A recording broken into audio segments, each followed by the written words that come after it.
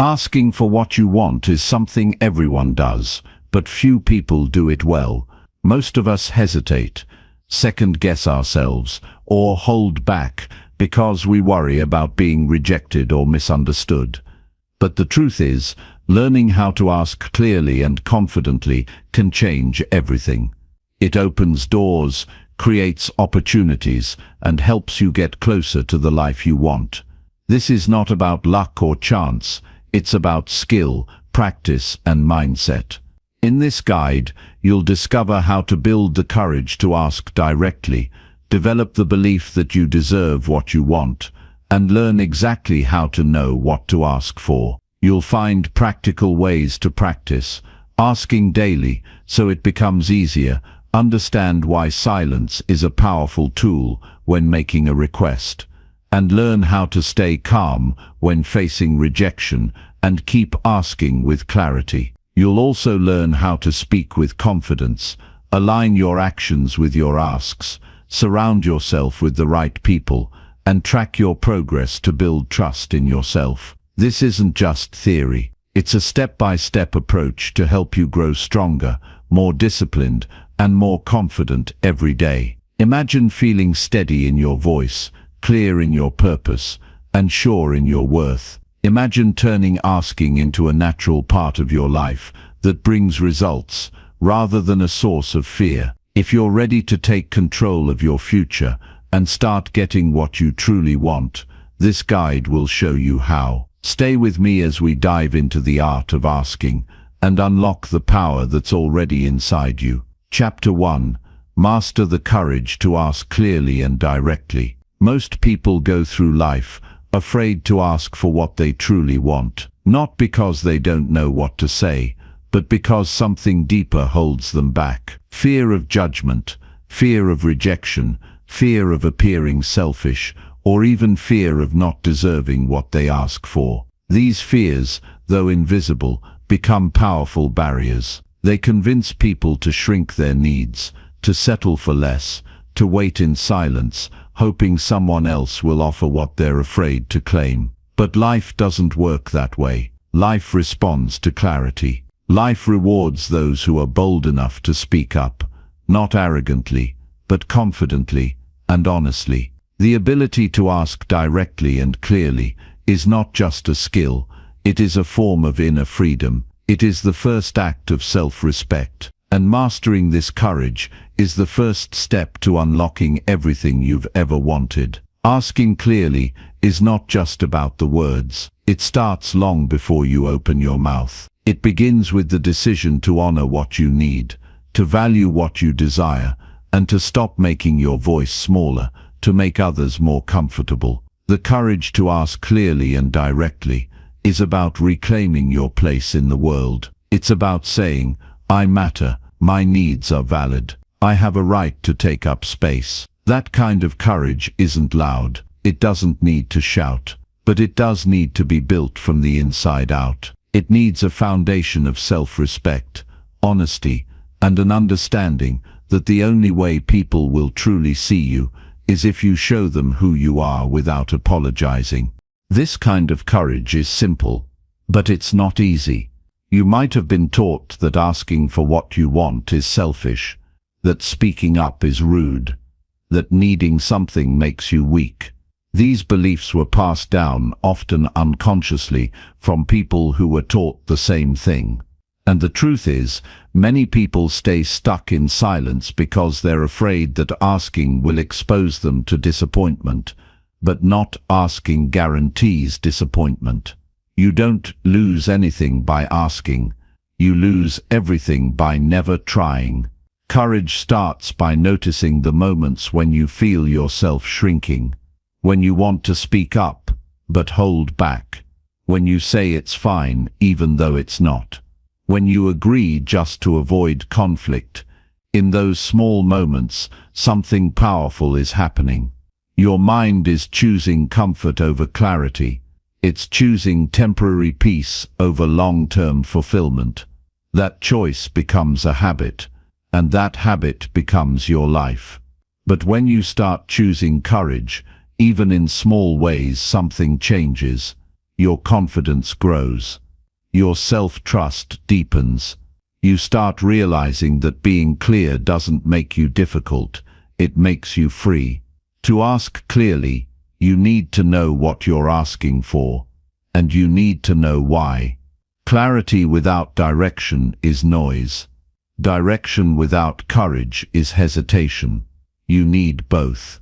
When you approach someone, whether it's a partner, a friend, a boss, or even yourself, what are you asking for? Are you asking for help, respect, time, space, love, opportunity, forgiveness, understanding? Be honest. Say what you mean. Don't hide behind vague language or hope they'll read between the lines. People are not mind readers, and the more clearly you speak, the more likely you are to be heard.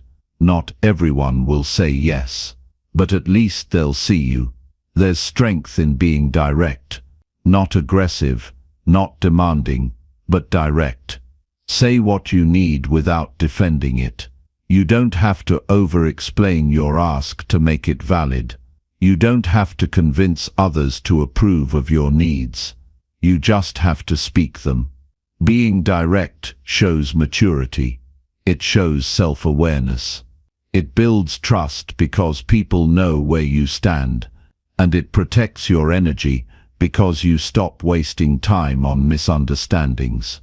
When you speak directly, you give people the gift of clarity, and in return, you give yourself the gift of peace.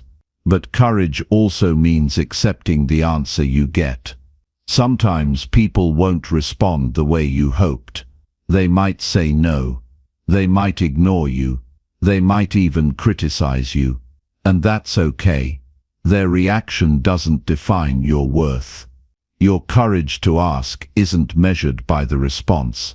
It's measured by the fact that you asked at all. You took a step most people never take. That step is a sign of strength. The more you practice it, the less afraid you become of the outcome. You start realizing that rejection is not the end. It's just part of the process. Every no brings you closer to a yes that actually fits. Real growth happens when you stop tying your self-worth to how people respond. It's natural to want approval. It's human to want people to say yes. But your value doesn't depend on whether others agree with your ask.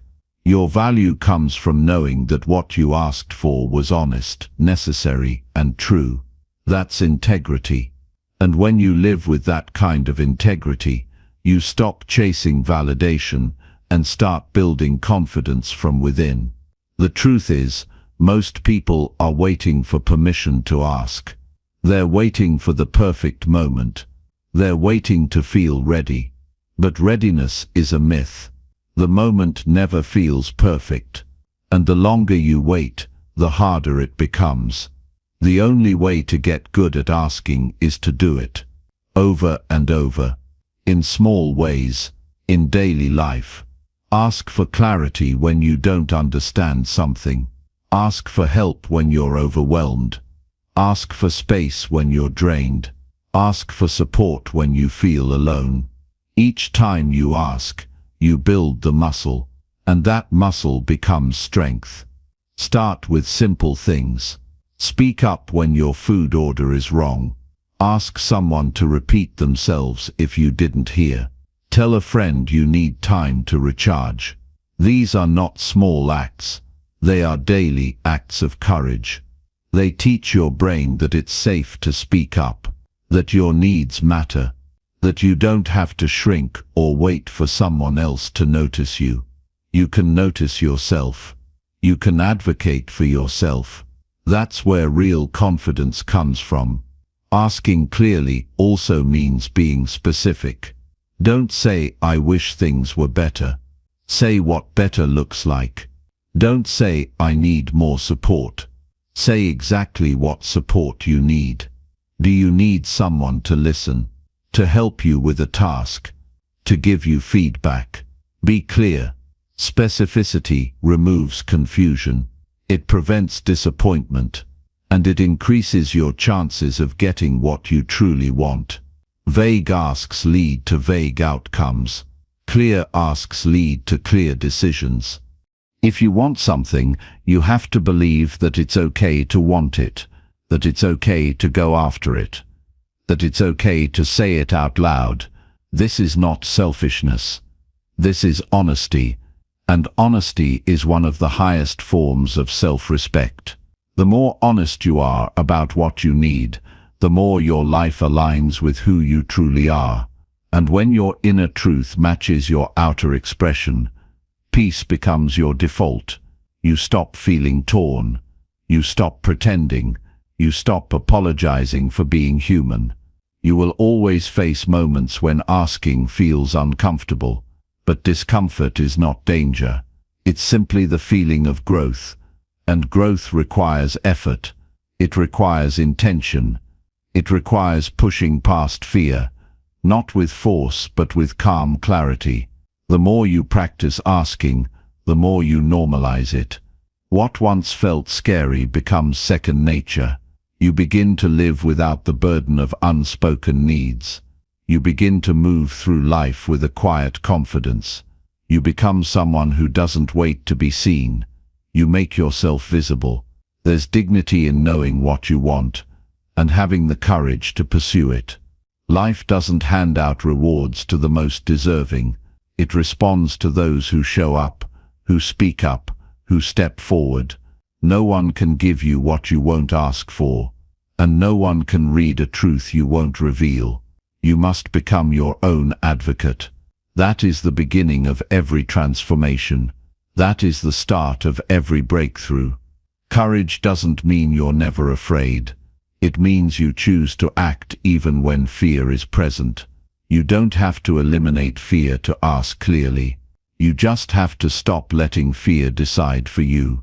You can feel the nerves and still speak with honesty. You can feel unsure and still move forward with clarity. That is what builds a character. That is what builds a life of integrity. When you start mastering the courage to ask clearly and directly, your life begins to shift. You spend less time wondering and more time doing. You stop overthinking and start expressing. You stop hiding and start showing up. You find out who supports you and who only stays when you're silent. You learn to stand on your own 2 feet, not because you never fall, but because you know how to rise and ask again. Courage is not something you wait for. It's something you choose. And the choice to speak clearly is one of the most powerful choices you can make. It says you are done playing small. It says you are ready to live in alignment. It says you are ready to be seen. And being seen, fully and honestly, is the foundation of every meaningful relationship, including the one you have with yourself. You won't always get what you ask for, but you will always grow stronger for having asked. And that strength is something no one can take from you. That strength becomes your anchor. It becomes your reminder that you don't have to settle for silence. You can speak. You can act. You can ask. And in that act, you reclaim the power that was always yours. The world does not owe you anything, but it will often give you more than you imagined if you have the courage to ask. Speak your truth. Ask with clarity, and walk away knowing you honored yourself. That is where freedom begins. That is where power lives. That is the art of asking. Chapter 2. Build self-worth, so you believe you truly deserve. There's a quiet battle that many people fight every day, one that doesn't show on their faces, but plays loudly in their minds. It's the inner dialogue that whispers, "You're not enough. You don't deserve it. Someone else is better suited."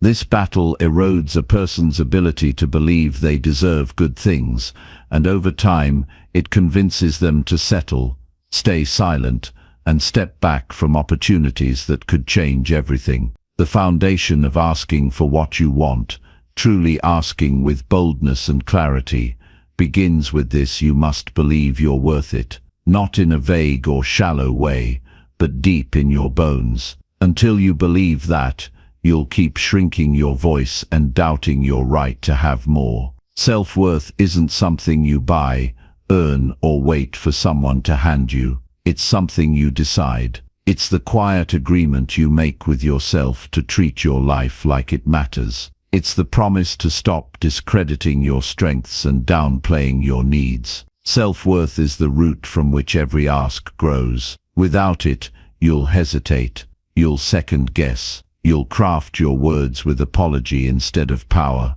But when you build your self-worth, your ask comes from a place of knowing, not arrogance, not entitlement, just truth. Many people confuse self-worth with confidence, but they're not the same. Confidence is how you act in public. Self-worth is how you treat yourself in private. It's the way you talk to yourself when things go wrong. It's the way you forgive your flaws. It's the way you respond when someone disrespects your time, your energy, your boundaries. People with high self-worth don't tolerate being mistreated, not because they think they're better than others, but because they know how long it took to honor themselves, and they won't undo that work for anyone. Building self-worth starts with observation. Pay attention to how you speak about yourself, the jokes you make, the labels you use, the way you minimize your accomplishments. These are clues. Every time you downplay your efforts or dismiss your progress, you chip away at your self-image. You teach your brain that you don't deserve recognition, kindness, or celebration. But when you start shifting your language, even slightly, you begin to change your internal reality. Say, "I did my best today," instead of "I didn't do enough." Say, "I'm learning," instead of "I'm failing." This isn't about positive thinking, it's about honest thinking. And honest thinking gives you the ground to stand on when you ask for more. You were not born doubting yourself. Somewhere along the way, someone taught you to. Maybe they told you to stay quiet. Maybe they criticized your efforts. Maybe they made you feel like love was conditional. But their voice isn't your truth, and their judgment doesn't define your worth. The moment you start seeing those experiences as reflections of their limitations, not yours, you begin reclaiming your self-worth. You stop trying to earn your place. You realize you already have one. One of the strongest signs of self-worth is the ability to say no. No to what drains you. No to what doesn't align. No to relationships that pull you backwards. When you believe you deserve peace, growth, and fulfillment, you stop apologizing for protecting them. You stop making space for people who don't value your presence. This is not about being hard or cold. It's about being clear. You can still be kind and firm. You can still be compassionate and boundaried.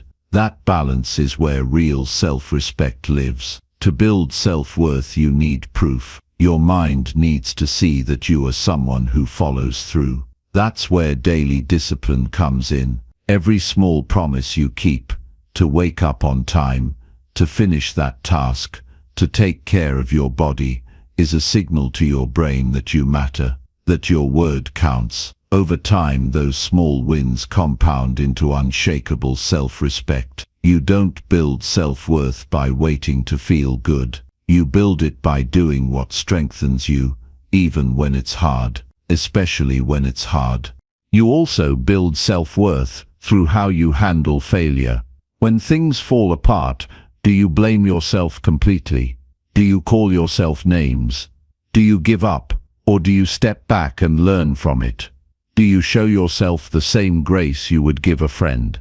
The truth is, people with strong self-worth fail just as often, but they don't attach their worth to the outcome. They know that a mistake doesn't make them less valuable, it just makes them human. And being human is not something to fix or hide. It's something to understand and grow with. Another part of self-worth is how you receive good things. Some people sabotage success not because they're incapable, but because deep down, they don't believe they deserve it. When someone compliments them, they deflect. When an opportunity arises, they back out. They don't see their own value, so they treat their wins like accidents. But the more you see yourself clearly, the effort you put in, the heart you give, the strength you've shown, the more you'll be able to receive without guilt. You'll stop turning down joy because you've decided you're ready to live with it. Self-worth is also shaped by the people you surround yourself with. If you're constantly around those who belittle, criticize, or dismiss you, it becomes harder to see yourself in a positive light. It doesn't mean you need constant praise. It means you need people who reflect your value, not people who require you to prove it. Choose relationships that encourage your growth, not ones that feed your doubt.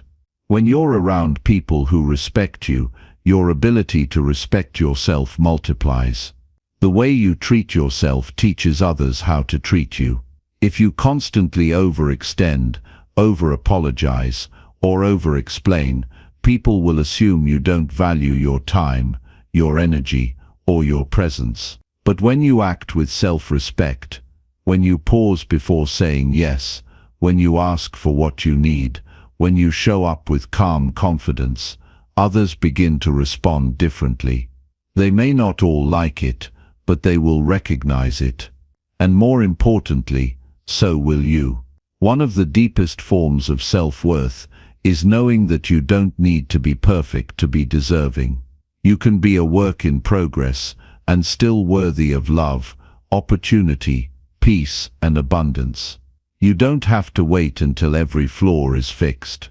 You don't have to wait until you feel ready. Worthiness is not something to be achieved. It is something to be claimed. The more you internalize that, the more natural it becomes to ask for what aligns with your values and your vision. When you believe you truly deserve something, your ask becomes quiet but firm. You don't need to beg or prove, you simply express. That expression is powerful. It shifts how you move through the world. It allows you to trust your instincts, to pursue meaningful goals, and to walk away from things that don't honor you. You no longer see asking as a risk, you see it as a right rooted not in entitlement but in truth. You are allowed to want more. You are allowed to protect your peace. You are allowed to believe in your worth even when others don't. Self-worth is not about being better than anyone. It's about being faithful to who you are, and no longer pretending to be less, so that others feel more comfortable.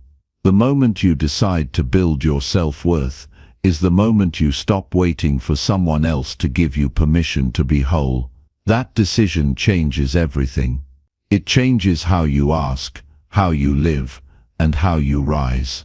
Chapter 3. Learn exactly what you want before you ask. Most people struggle to ask for what they want because they don't actually know what that is.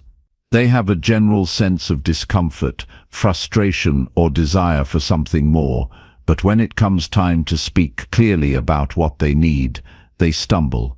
They search for words, second-guess themselves, or give vague answers that don't lead anywhere.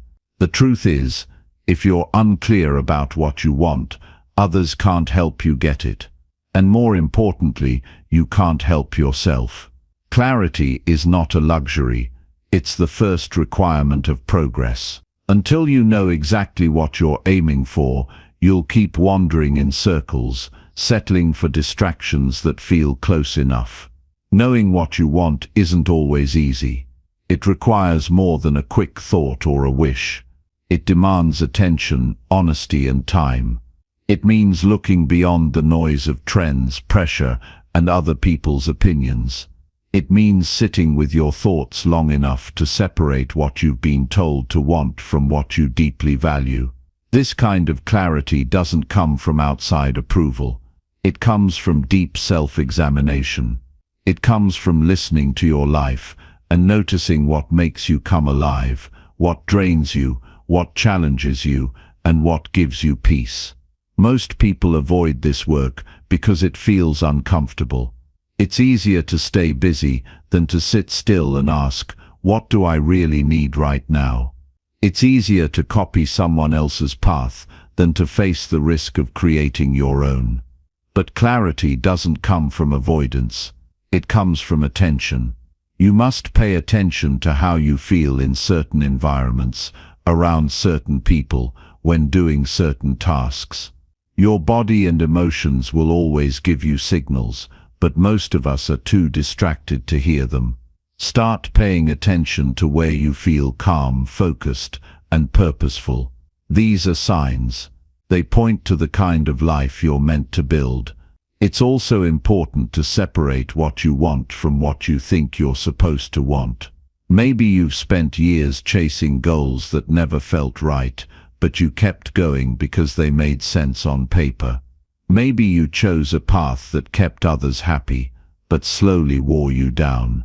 Maybe you've achieved things that looked impressive, but left you feeling empty. All of this is common, but none of it has to be permanent. The moment you stop living for expectations and start listening to your own truth, things begin to shift. And in that shift, you find space to ask clearly. One powerful way to uncover what you truly want is through daily writing. Not structured or edited writing, just a few honest minutes of letting your thoughts spill out. Ask yourself, what do I want right now? And don't stop at the first answer. Go deeper.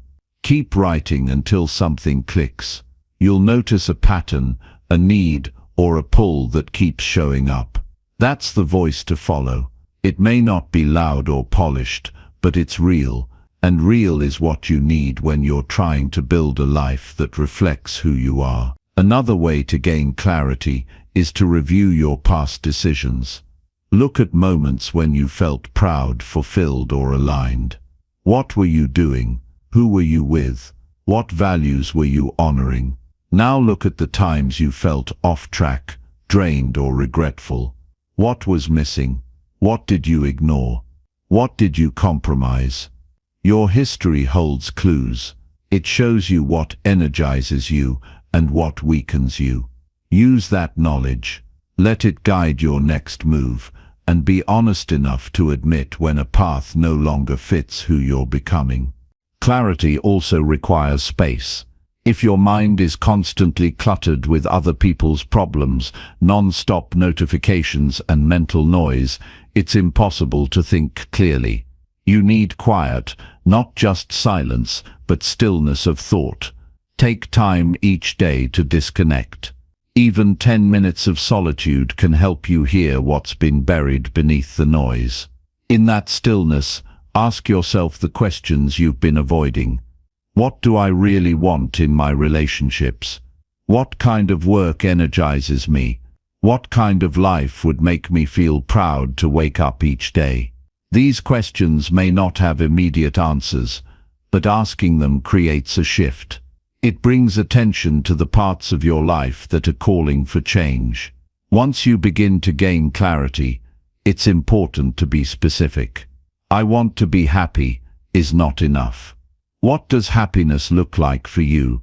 What are you doing? Who are you with? What problems are solved? What values are being honored? The clearer your vision, the stronger your ask becomes.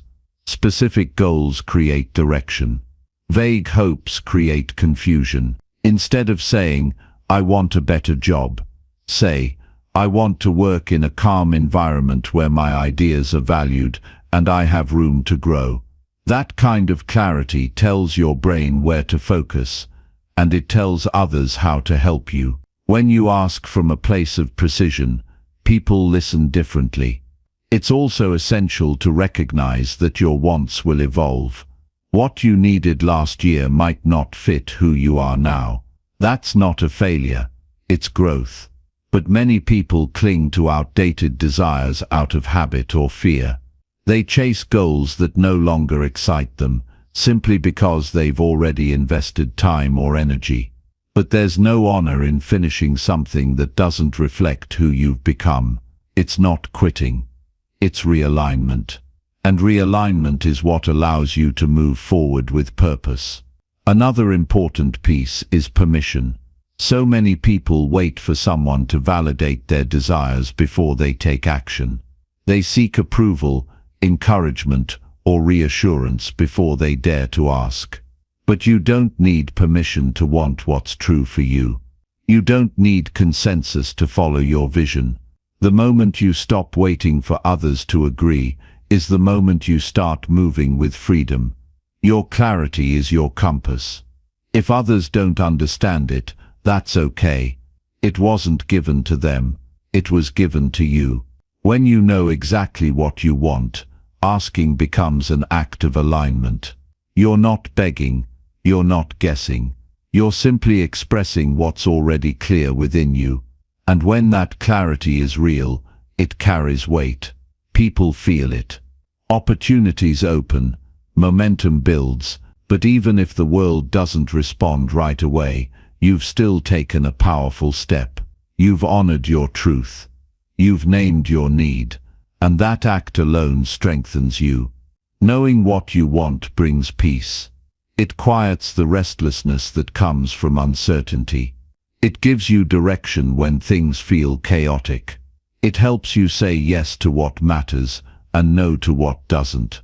And most importantly, it helps you stop chasing shadows and start building something solid. That clarity is the beginning of all growth. Without it, you can't make a true ask. With it, you stop settling. You stop wandering. You start becoming the person you were meant to be. Chapter 4. Practice asking daily to build strength and ease. Asking is not a one-time act reserved for special occasions or moments of desperation. It's a daily discipline, a deliberate practice that builds your inner strength and your capacity to express yourself without fear. The more you ask, the more natural it becomes. The less you ask, the more it feels like a risk. Strength in asking doesn't come from waiting for the perfect moment. It comes from showing up every day and exercising the courage to speak your needs with clarity and calm. This habit is not just about getting what you want from others. It's about becoming someone who lives with honesty, purpose, and freedom. Daily asking builds confidence because it teaches you to trust your voice. When you ask regularly, you stop hesitating. You stop rehearsing conversations in your head and start living them out in real time. You stop walking on eggshells and begin to walk with direction. You become less reactive and more intentional. Asking is not about control, it's about communication. It's about taking ownership of your role in every relationship, conversation, and opportunity. Every day, you're given the chance to make a choice. Speak your truth or silence yourself. And every time you choose to ask, you grow stronger in that truth. Most people avoid asking because they fear rejection. They imagine the worst response and decide it's safer not to risk it at all. But in avoiding the question, they avoid their own growth. They trap themselves in uncertainty and hope someone else will read their mind. But strength grows through discomfort. Ease is born from repetition. The more you ask, the more you realize that rejection is not the end. It's simply part of the process. Every no clears the way for a better yes. Every attempt sharpens your skill. Avoiding the ask guarantees you stay stuck. Practicing the ask opens new ground.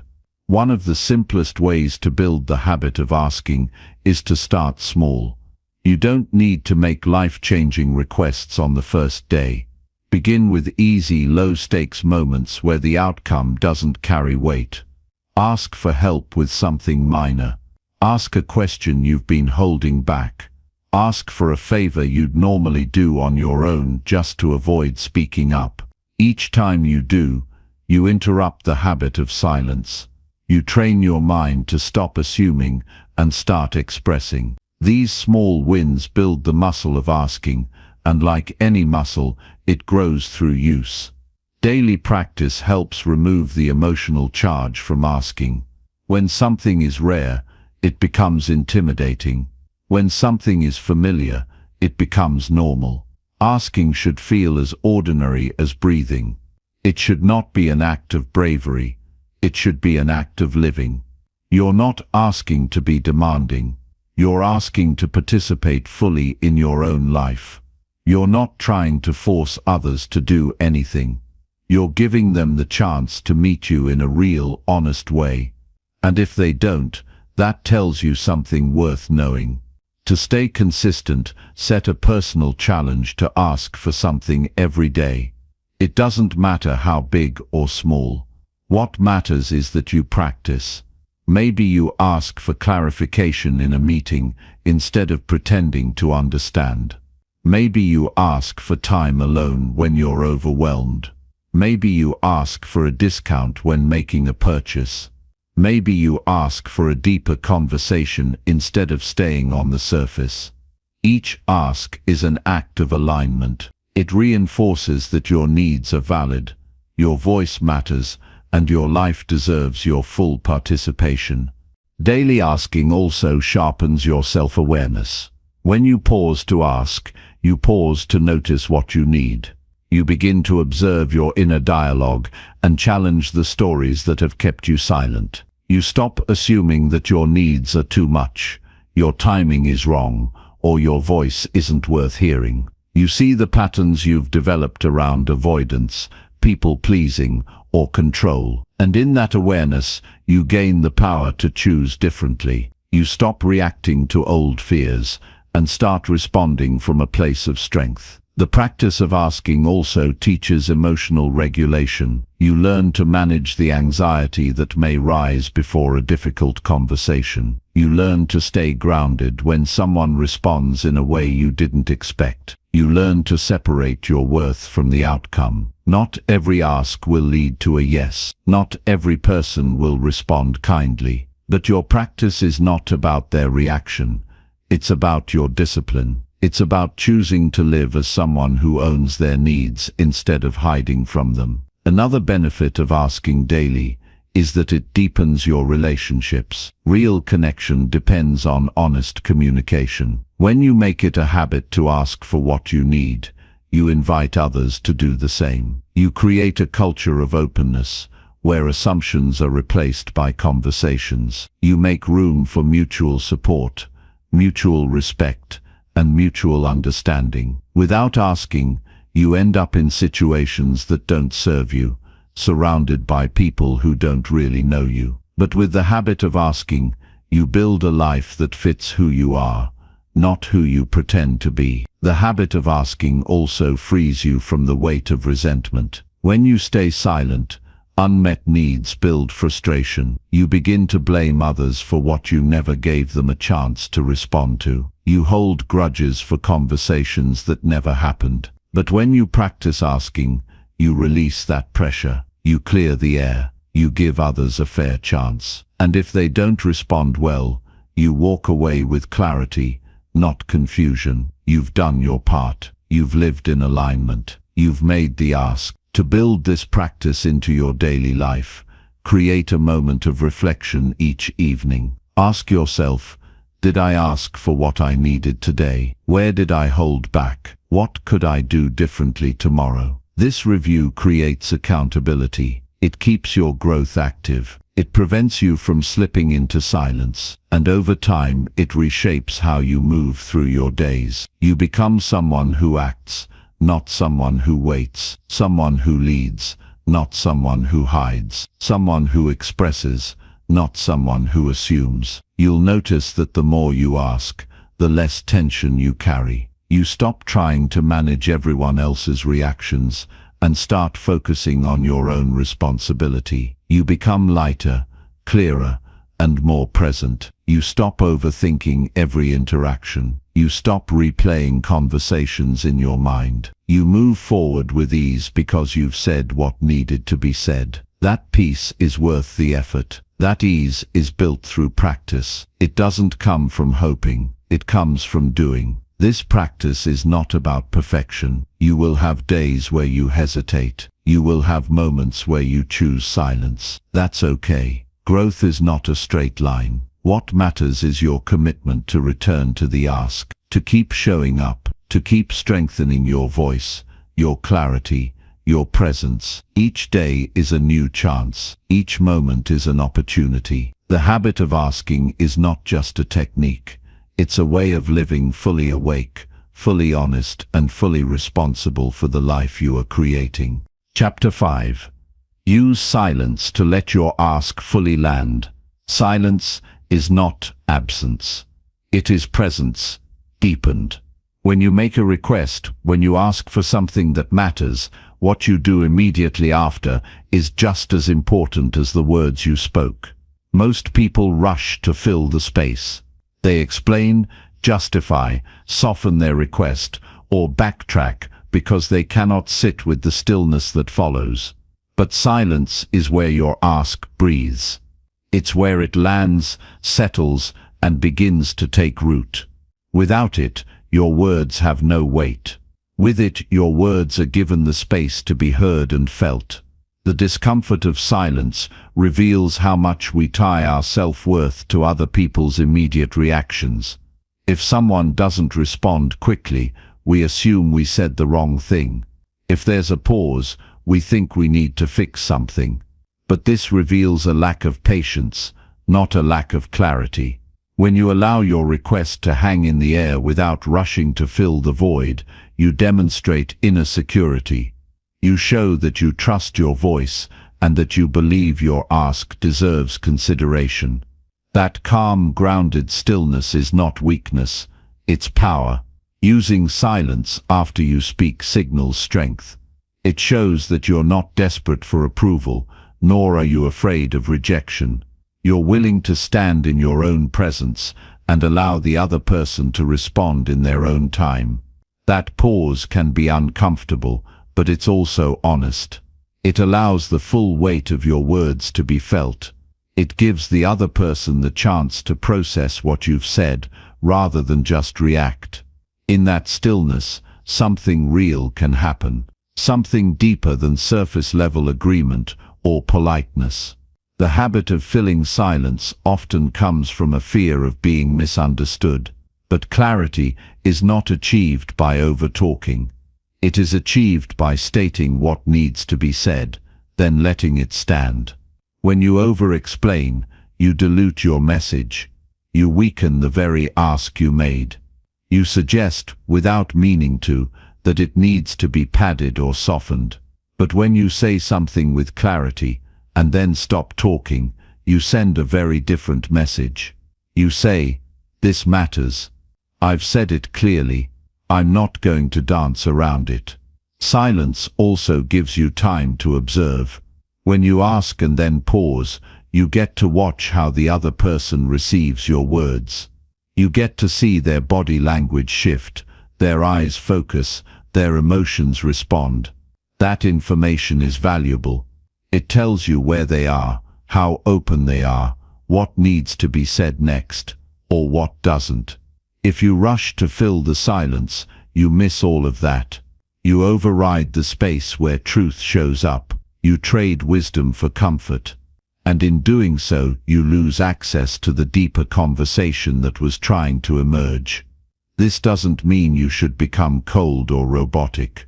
Silence used well is not a weapon, it's a window. It's an invitation for connection, not a strategy for control. It says, "I trust myself enough to stop talking. I trust you enough to listen, and I trust the space between us to carry what I've said."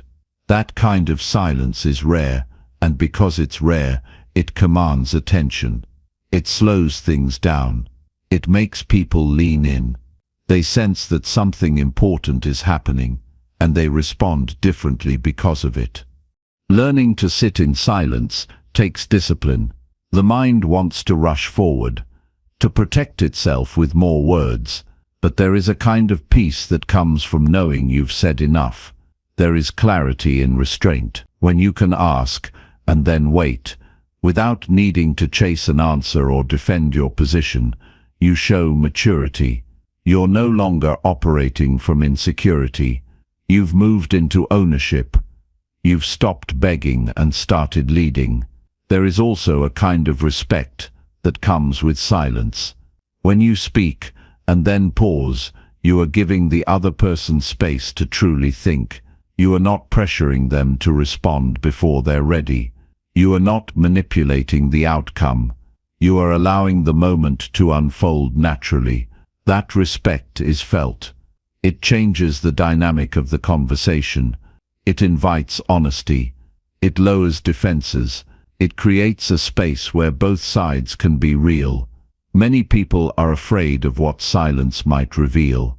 They fear it might expose doubt, discomfort, or lack of control. But silence often reveals clarity. It shows what matters, it highlights what has been ignored, and it gives you a clearer view of the truth. If someone cannot sit in silence with you after you've asked for something important, that tells you something about their readiness, their openness, or their own discomfort. If you can sit in silence without flinching, that tells you something about your strength. You can practice this skill in daily life. The next time you make a request, any request, pause after you say it. Even if it feels awkward, even if the other person doesn't respond right away, stay with the moment. Breathe. Let them have their process. Resist the urge to soften the ask. Resist the urge to clarify it again. Just hold the space. That practice, repeated over time, rewires your nervous system. It teaches you to trust presence more than performance. It shifts your energy from seeking approval to standing in alignment. Using silence well also prepares you for larger moments. When something truly important must be said, when you're asking for a raise, setting a boundary, or speaking your truth, your ability to pause will be one of your greatest tools. It will steady your voice. It will give you clarity in moments of pressure. It will allow you to stay connected to yourself even when emotions rise. That silence is your center. It is the space where your courage lives. The world is loud. People rush to speak, to respond, to react. But the people who move others deeply are often the ones who speak clearly and then pause. Their presence is felt not just in what they say, but in the silence that follows. That silence says, "I mean this. I stand by it. I'm not here to convince you. I'm here to be honest." And that kind of honesty changes things. It pierces through noise. It shifts conversations. It invites truth. If you want your ask to matter, let it breathe. Let it linger in the air. Let the person on the other side sit with it. Don't rush to control how they respond. Don't panic if there's hesitation. Hold your ground. Trust that what you said was enough. Trust that silence is not rejection. It is space. And space is where transformation begins. In the space between words, we find our truest strength. In the silence that follows our voice, we discover the quiet power of presence. Chapter 6. Handle rejection calmly and ask again with clarity. Rejection is not the end of your path. It's a part of the journey. It's not a signal to shrink back, but a moment to rise with more precision. Every time you ask for something and receive a no, you're being given a clear opportunity to either break down or break through. And the choice is always yours. Most people take rejection personally because they confuse the outcome with their identity. But when you stop tying your worth to other people's answers, you begin to see rejection as neutral data. Nothing more. It's not about your value as a person. It's about alignment, timing, readiness, and perception. And those things can shift. Remaining calm in the face of a no is one of the clearest signs that you've matured in your asking. When someone says no to your request, they're simply showing you their current limit, not yours. They're showing you what they can handle, what they're willing to give, or what they understand right now. That's not the end of your progress. It's a checkpoint, a pause, a signal that something might need to be adjusted, rephrased, or timed differently. But it's not a reason to stop asking altogether. The people who succeed are not the ones who avoid rejection. They are the ones who learn to absorb it, learn from it, and keep asking with greater clarity. Each no teaches you something about the situation, about the person, and often about yourself. If you're willing to stay present through the discomfort of rejection, you gain access to powerful insights. You start to notice what you truly wanted, whether you asked in alignment with it, and where your ask could be refined. That refinement is not weakness, it's growth. Sometimes a rejection comes because you weren't clear enough. Sometimes it's because the other person wasn't ready to hear what you asked. And sometimes it's simply because they're not the right person to fulfill your request. But none of that makes your ask wrong. What matters is how you respond. If you crumble every time someone says no, you hand over your power. But if you stay grounded, take a breath, and ask again with sharper focus, you strengthen yourself. You show that your request wasn't built on fragile hope, but on solid clarity. Calmness in rejection is not about pretending it didn't hurt. It's about choosing not to let the pain guide your next move. You can acknowledge the sting and still return to your center. You can feel disappointment without letting it turn into defeat. That steadiness is a practice. It's trained over time. And every time you stand in the face of a no and stay composed, you build that muscle. You remind yourself that your ask has value, even if it wasn't received. When someone declines your request, it's natural to feel the impulse to shut down or withdraw. But if you pause, breathe, and ask yourself what you really wanted from that moment, you can reconnect to your purpose. Rejection doesn't erase the intention behind your ask. It just redirects your energy. It challenges you to get more honest, more specific, and more resilient. That challenge is not a punishment. It's an invitation to sharpen your voice and realign your aim. To ask again with clarity means you've taken the time to reflect. You're not repeating the same ask blindly.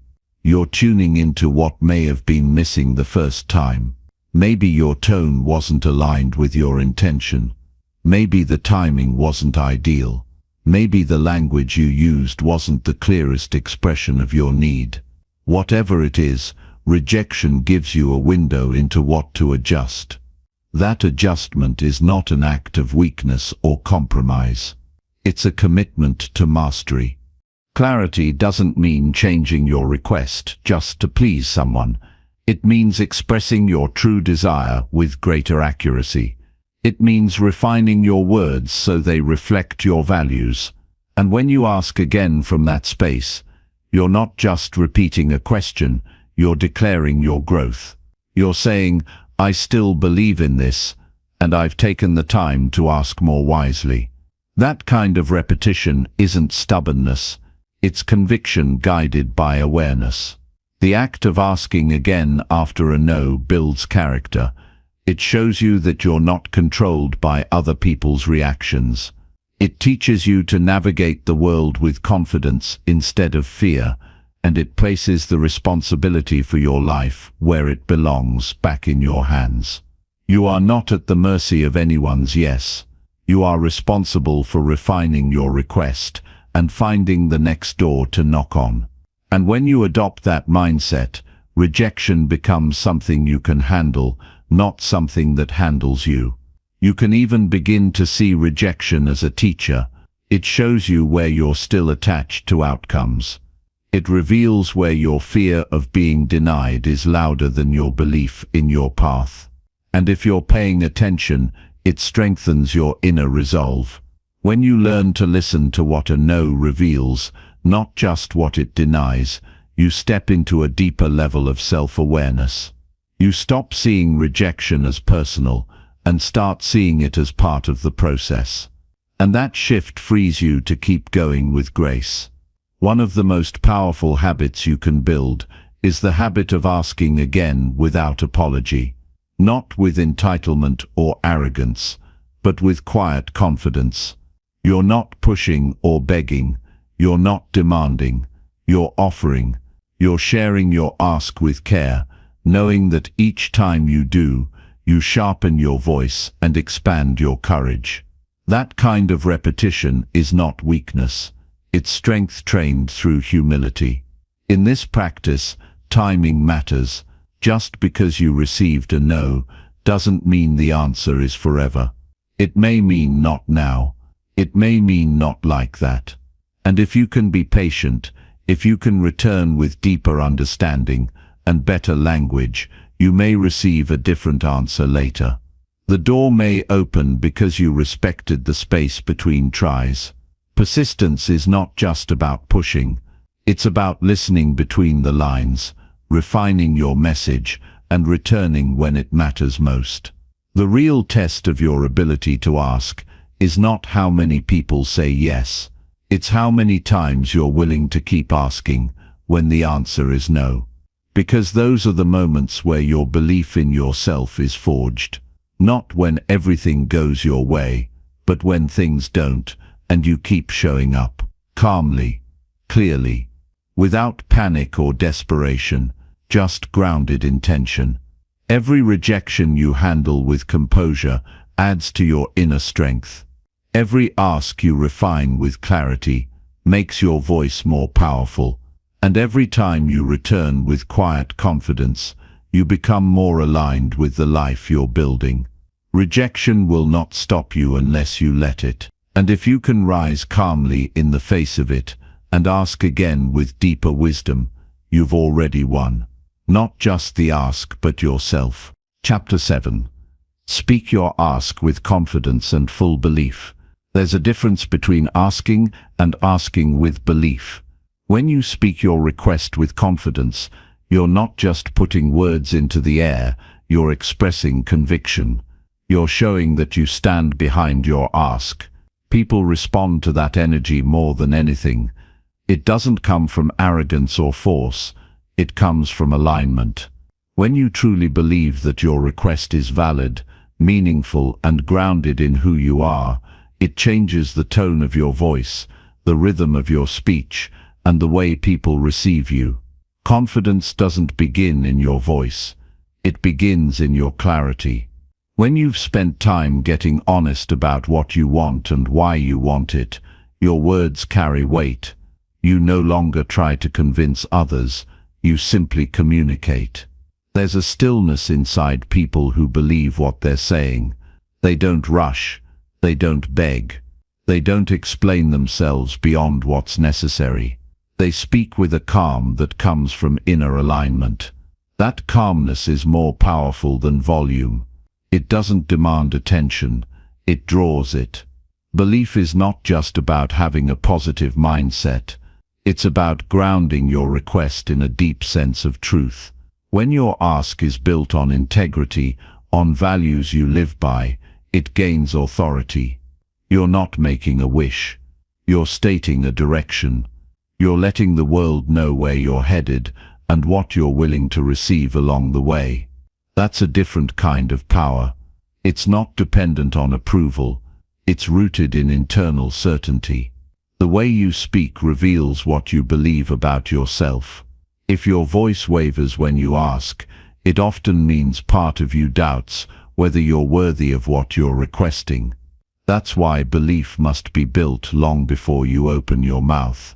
It's formed in the quiet moments when no one is watching, when you make decisions that honor your goals, when you follow through on your word, when you live in alignment with your values. Confidence isn't something you turn on in front of others. It's something you earn privately, through daily acts of integrity. When your inner belief is solid, your outer voice becomes steady. You don't second-guess every sentence. You don't shrink to make others more comfortable. You don't apologize for having needs, desires, or direction. You stand in your request with humility. not hesitation. That humility is powerful because it comes from knowing you're not asking from ego, but from purpose. And when you ask from purpose, people feel it.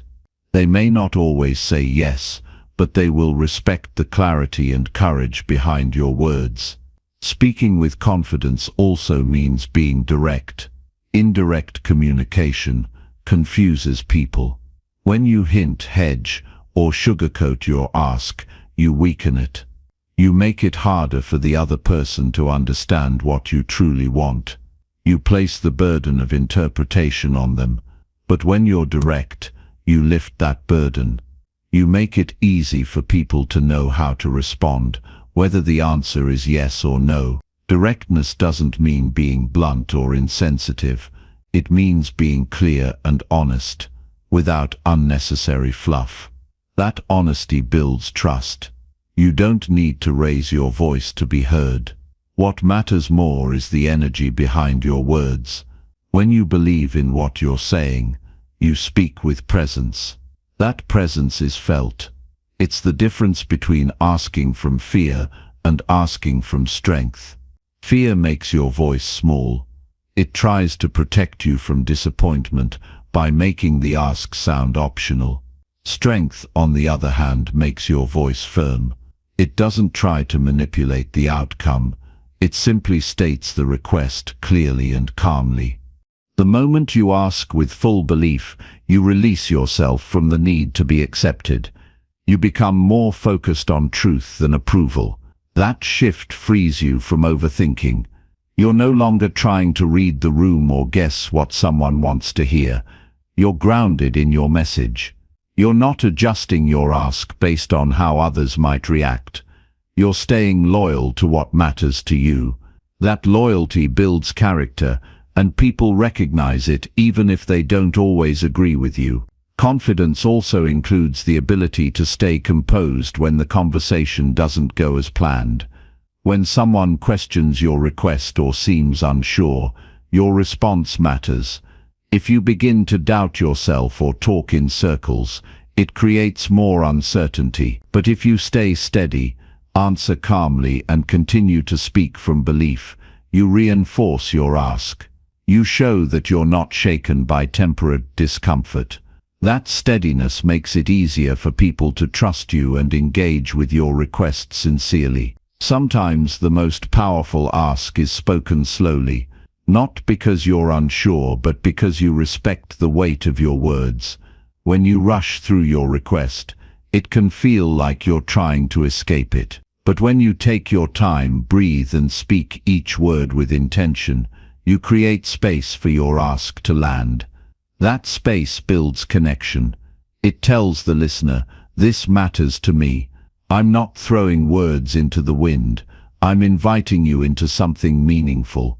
Belief in your ask means you've done the inner work. You've faced your doubts, silenced the noise, and chosen clarity over confusion. That inner work gives your voice power. It makes your message clean. And when your message is clean, people feel safe around it. They don't have to navigate mixed signals or hidden fears. They know exactly where you stand. That clarity is rare, and people respect it, even if they don't agree. Your tone, your pace, your presence, all of it communicates your internal state. If you believe you're asking from truth, your voice reflects that. And if you're unsure, people feel that too. So before you speak, settle yourself. Remind yourself why your ask matters. Reconnect to your values. Remember that you're not begging. You're offering an opportunity for connection, support, or action. That mindset transforms how you show up. You don't need to rehearse a script. You need to reconnect to your intention. What do you believe about what you're asking for?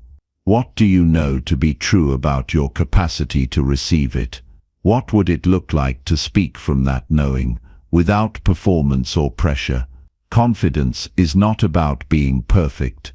It's about being real, and realness has gravity. It grounds your words in meaning. When you speak your ask with full belief, you shift the dynamic. You're not just someone requesting, you're someone leading, not leading through control or manipulation, but through presence and clarity. That kind of leadership is quiet and strong. It says, I trust myself enough to ask. And in doing so, you give others permission to trust themselves too. Confidence is not something you fake, it's something you build. Every time you ask with conviction, you reinforce that belief. Every time you stay true to your message, even when it's uncomfortable, you expand your strength. And over time, asking becomes less about getting and more about expressing who you are and what matters to you. That expression is your power, and when you speak from that place, your words create real change. Chapter 8. Align your actions with what you are asking for. If you want what you're asking for to show up in your life, your actions have to mirror your request. There can't be a disconnect between what you say you want and how you move through the world. Every step you take either strengthens your ask or weakens it. It's not just about the words you speak, it's about the daily decisions you make that either bring your request closer or push it further away. When your behavior contradicts your desire, you create friction, and that friction blocks results. People may hear your ask, but they'll feel the inconsistency, and what they feel is what they respond to.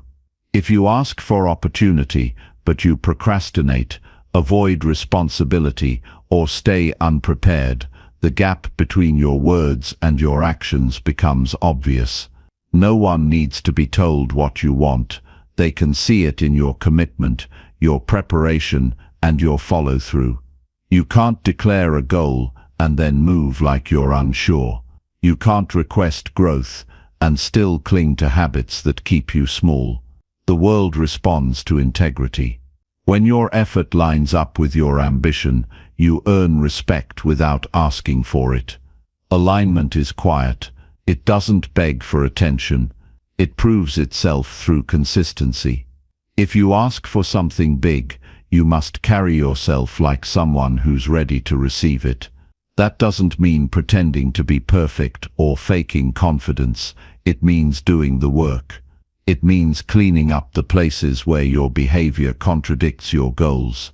It means checking your habits, your language, your mindset, and making sure none of them are sabotaging what you say you want. It's not about performance, it's about truth. Because when your actions support your ask, your whole life becomes a message. And that message is hard to ignore. You don't have to convince people to take your request seriously when you already do.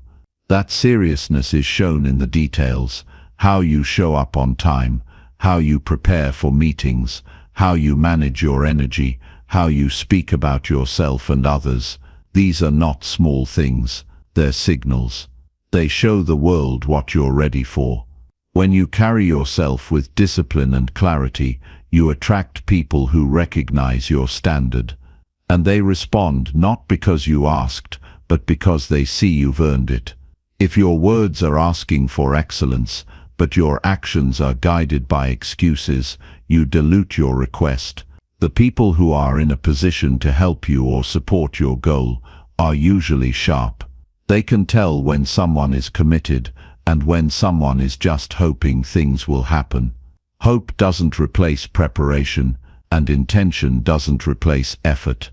You may want it badly, but until you move in alignment with that want, nothing changes. Action is the proof. Ask yourself whether you're moving like someone who believes in their ask. Are your days structured around your goal? Are you investing your time in ways that support what you say you're building? Are you eliminating the behaviors that sabotage your progress? These questions are uncomfortable, but they're necessary. If you avoid them, you risk staying stuck in a cycle of asking without receiving, not because the ask is wrong, but because your life doesn't back it up.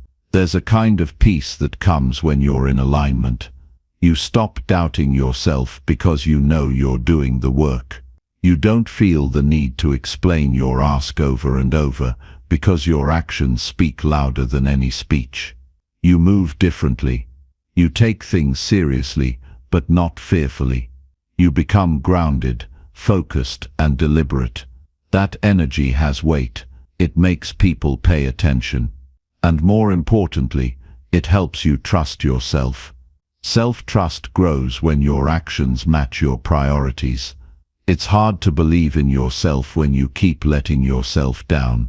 If you ask for clarity, but keep filling your schedule with distractions, you create tension.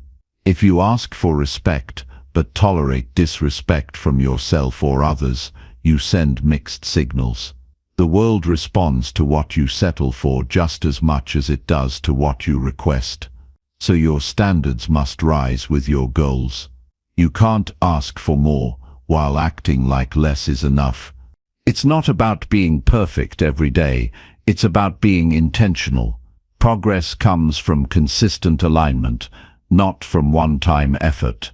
You can't ask for success and keep entertaining the same doubts, excuses, and low-effort behavior. You don't need to be perfect, but you need to be serious. You need to show, through your choices, that you're preparing for what you've asked for. And when people see that preparation, they're more likely to say yes. Not because of what you asked, but because of who you've become. There are no shortcuts here. Real results come from real alignment. That alignment gives your ask strength. It's not about saying it louder or more often. It's about becoming the kind of person whose life naturally attracts what they've asked for. That's what changes the game. You're not waiting for permission. You're not chasing outcomes. You're living in a way that makes the outcome inevitable. If your ask is about growth, then your life must reflect growth habits, reading, learning, challenging yourself, stepping outside your comfort zone. If your ask is about leadership, then your behavior must reflect discipline, humility, and service. If your ask is about abundance, then your mindset and habits must reflect stewardship, generosity, and wise action. Whatever you want must be mirrored in what you do, day in and day out. People don't need to see perfection. They need to see consistency. Your habits build your credibility, and that credibility supports your ask in ways that words alone never could. A person who's aligned doesn't need to ask with desperation. They ask with clarity. They move with purpose. They speak with calm assurance. That assurance doesn't come from hoping someone will say yes. It comes from knowing you've done the work and you're ready for what comes next. Alignment also means letting go of things that no longer match your direction. Sometimes the biggest reason your ask doesn't land is because your life is full of things that contradict it. Relationships that drain you, environments that limit you, patterns that distract you. If you're serious about what you want, you'll make the hard choices. You'll say no to what no longer fits. You'll create space for what does. And in doing so, your life begins to reflect the very thing you've been asking for. You can't fake alignment. People can feel when someone's just saying the right words versus living them. If your ask is real, then your actions must make it undeniable. You become the evidence. And when that happens, people listen differently. Opportunities come more naturally. Momentum builds, not because you forced it, but because you aligned with it. Every time you take action that supports your ask, you send a signal, not just to others but to yourself. That signal says, I'm serious, and that seriousness builds momentum. Each aligned step reinforces your belief. It strengthens your voice. It clarifies your direction.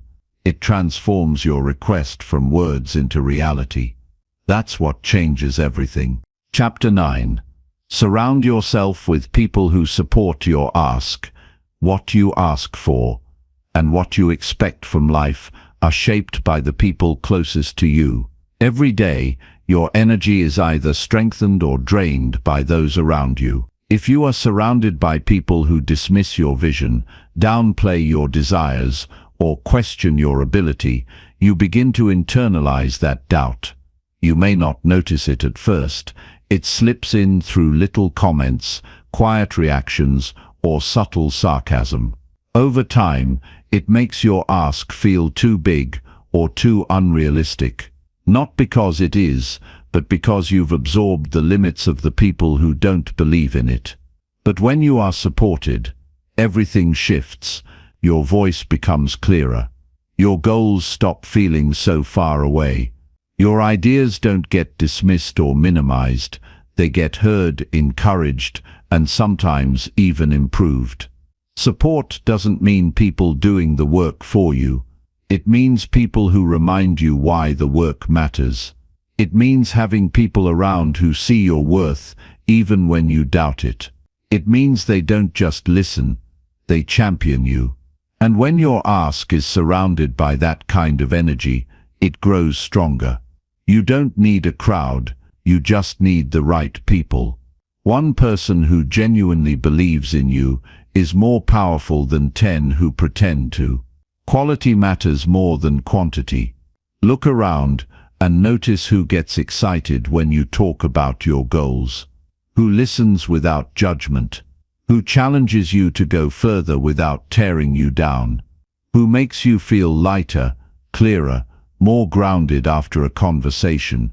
These are the people who help your ask rise.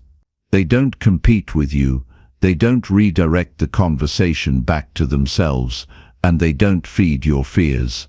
They help you stay focused, accountable, and honest. Sometimes, you have to make difficult choices about who you allow close. Not everyone is meant to walk with you. Some people are tied to an older version of you, one who didn't know how to ask, or didn't believe it was okay to want more. If you keep those people too close, they'll keep pulling you back. Not always intentionally. Sometimes they mean well, but comfort is not the same as support. And familiarity is not the same as encouragement. If your ask is important, your environment has to reflect that importance. You cannot build something bold in a space that stays small. Don't wait for people to understand your ask before you protect it. Not everyone will get it. That's okay, they don't need to. What matters is whether they respect it. Whether they make room for you to grow into the person who can carry it. Whether they show up when things are tough, not just when you're doing well. Whether they tell you the truth without crushing your spirit. That kind of support is rare, but once you find it, everything gets easier. You don't have to explain yourself so much. You don't feel like you're fighting alone. You feel seen. And you also have to become that person for others. If you want to receive genuine support, offer it. Be someone who celebrates other people's asks without envy or skepticism. Be someone who holds space for others to be brave. When you become supportive in your energy, you naturally attract others who reflect that back to you. And together, you create a space where everyone rises. A space where asking isn't something to be afraid of, it's something that's encouraged, respected, and even expected. People who support your ask won't always say what you want to hear, but they'll say what you need. They'll push you when you hesitate. They'll call you out when you lower your standards. They won't let you shrink. That might feel uncomfortable at times, but it's a sign they care. They're not trying to change your vision. They're trying to make sure you show up for it fully. That's the kind of push that builds strength. It doesn't tear you down, it lifts you higher. Sometimes support looks like silence, someone giving you space when you need to think, or checking in when they sense you're not okay. It doesn't always come with applause or advice. It's presence. It's consistency. It's someone showing up even when you didn't ask, because they care enough to notice. That kind of support creates stability. And with stability, your ask doesn't feel fragile anymore. It becomes rooted.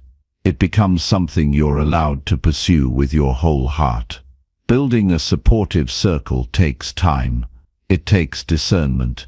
You have to be honest about who drains you and who pours into you. You have to stop excusing behavior that chips away at your confidence. You have to stop pretending that someone's criticism is the same as their concern.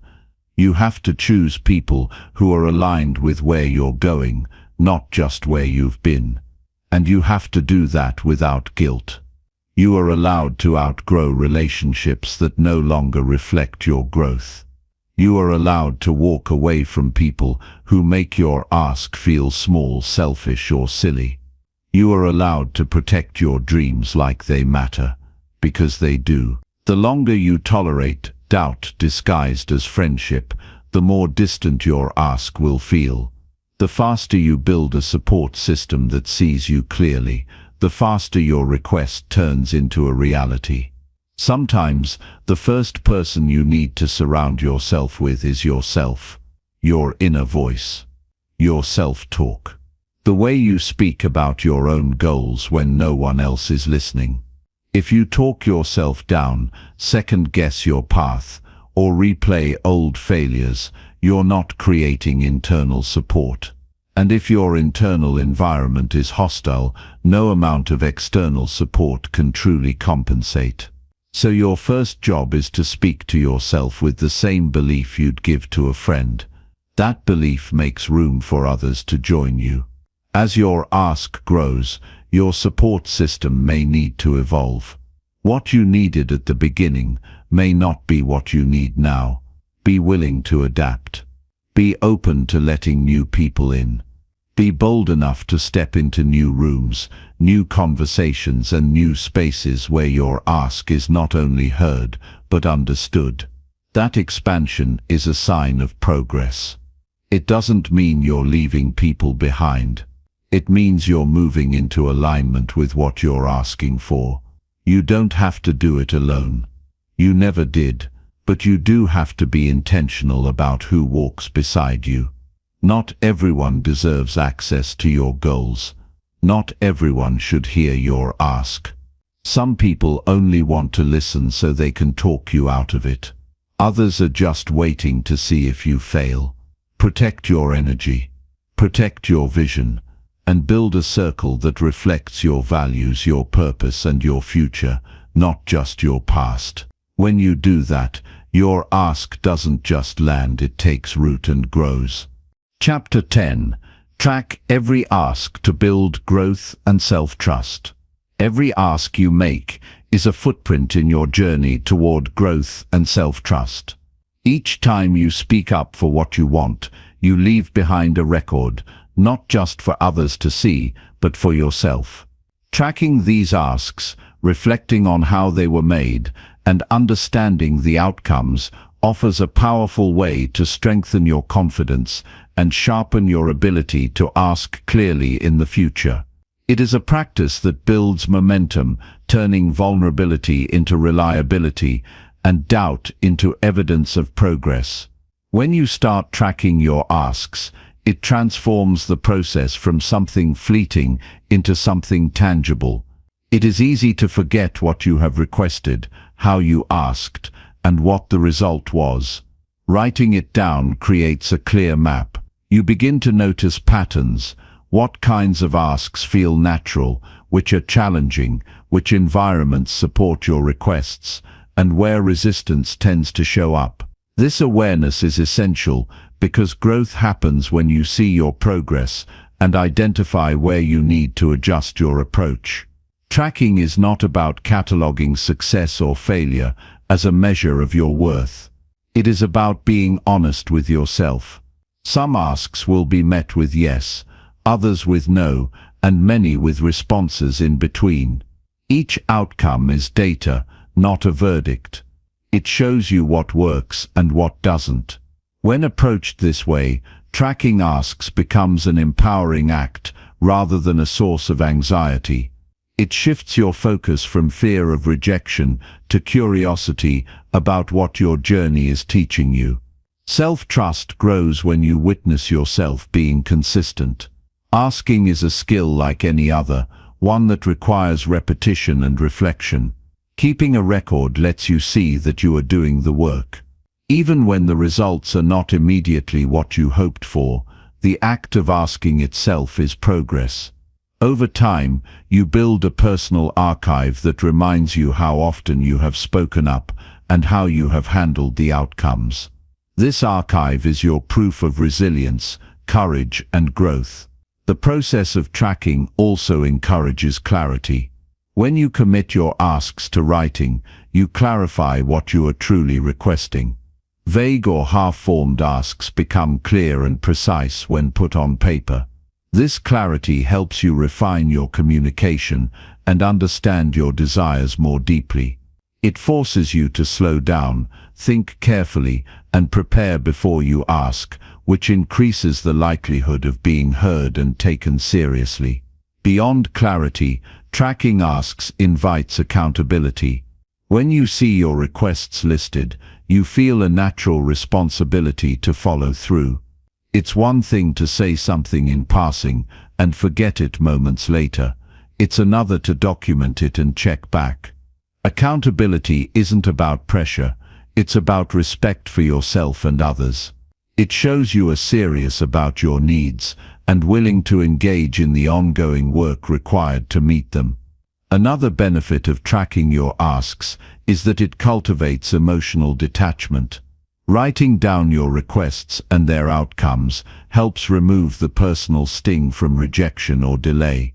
When you externalize the process, you create space to view the situation objectively.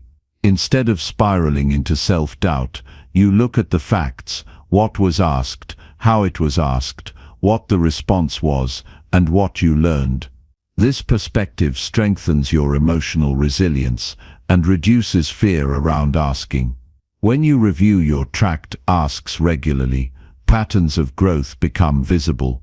You begin to notice that your asks become bolder, more direct, or more aligned with your true values. You see that you recover from setbacks faster. You realize that your language improves, your timing gets better, and your confidence deepens. This reflection fuels motivation and reminds you that progress is not always linear, but always moving forward. Tracking also invites intentionality. It transforms asking from a reactive or spontaneous act into a strategic one. You become more deliberate about what to ask, whom to ask, and when. This deliberate approach leads to better results because it respects both your needs and the context in which you operate. Intentionality fosters a sense of control, reducing anxiety and building your reputation as someone who asks thoughtfully and effectively. In addition, maintaining a record of your asks helps you celebrate small wins. It is easy to overlook minor achievements, but they matter. Each positive response is a step forward, a confirmation that your voice carries weight. These small victories accumulate and form the foundation for larger successes. Recognizing and celebrating them fuels your spirit and keeps you engaged in the process of asking and receiving. The act of tracking is not limited to big or formal requests. It applies equally to everyday asks, asking for help, clarification, feedback, or adjustments. Practicing with smaller asks builds muscle memory, making it easier to handle larger ones with grace and precision. Recording these daily asks reinforces the habit of speaking up, making it a natural part of your interactions rather than a source of stress. Using tools such as journals, apps, or simple notebooks can support your tracking habit. Choose a method that fits your style and encourages consistency. The key is regularity, not complexity. The simpler and more accessible your system, the more likely you are to stick with it. Consistent tracking becomes a form of self-care, a ritual that honors your growth and keeps your goals clear. As you track your asks over time, you also begin to build a stronger sense of self-awareness. You start understanding your triggers, what makes you hesitate, what boosts your courage, what kind of responses affect you the most. This self-knowledge is invaluable because it empowers you to prepare better and ask with more confidence. Knowing yourself reduces uncertainty and allows you to act with intention rather than reaction. Finally, tracking your asks is a form of self-respect. It signals that your needs matter and that you are willing to invest time and energy into ensuring they are met. It cultivates a mindset of ownership over your desires and your growth. This ownership is essential for long-term success, because the most important relationship you will ever have is the one with yourself. When you show up consistently to honor your asks, you reinforce trust in your own ability to create change. Building this habit is a journey. It takes patience, commitment, and kindness toward yourself. There will be moments of doubt, moments when tracking feels like a chore, or when results lag behind effort. Those moments are part of the process, not signs of failure. They offer opportunities to deepen your understanding and strengthen your resolve. As you move forward, remember that tracking your asks is not about perfection. It is about progress. It is about creating a feedback loop where courage, clarity, and confidence grow together. It is about turning the abstract idea of asking into a concrete, actionable practice that supports your growth every single day. Each ask you record is a step toward mastering the art of asking, and a step toward becoming the person who knows exactly what they want and has the courage to ask for it.